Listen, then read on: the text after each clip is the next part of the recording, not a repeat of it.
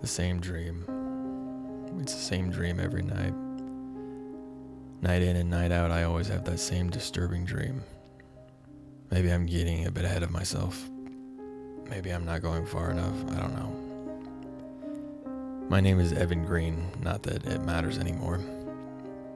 No one talks to me anyway, most likely due to my paranoid demeanor. I was born in Bridgewater, Nova Scotia. It's a nice town for the most part. Many friendly people to be found there. However, when I turned 19, I thought it would be a good idea to move, where I could find prosperity in my career. I moved into Canada's urban metropolis, Toronto, Ontario. It was rather interesting living here at first. My parents were right when they said it was large. Not that it means shit when you're cowering in fear every second of every day, but I digress. The thing is, it's not a nightmare. The dream, that is. There's nothing horrific about it, and yet every morning I wake up at the same time in a cold sweat, an eerie feeling of being watched emanating from mere millimeters in front of my vision, but there's nobody there. There's never anybody there.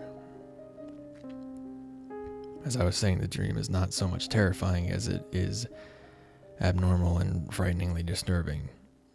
The thing is, I can explain the dream simply, and yet there's so much more.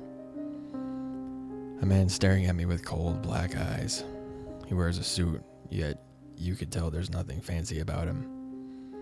He's neither tall nor is he short. However, he's disproportionate to say the least.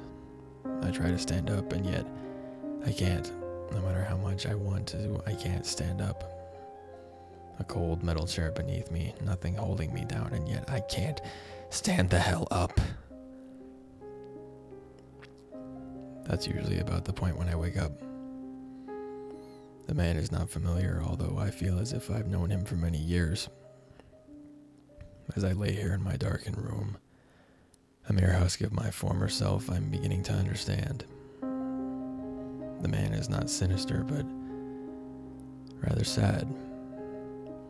A look of loss and loneliness across his face, not contempt.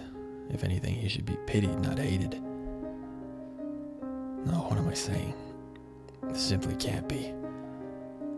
Why would somebody so filled with grief go out of his way to ruin my life? He's not tragic, only sadistic. And now, as my weary eyes begin to adjust to the morning light, I'm met with a rather familiar, yet horrific sight.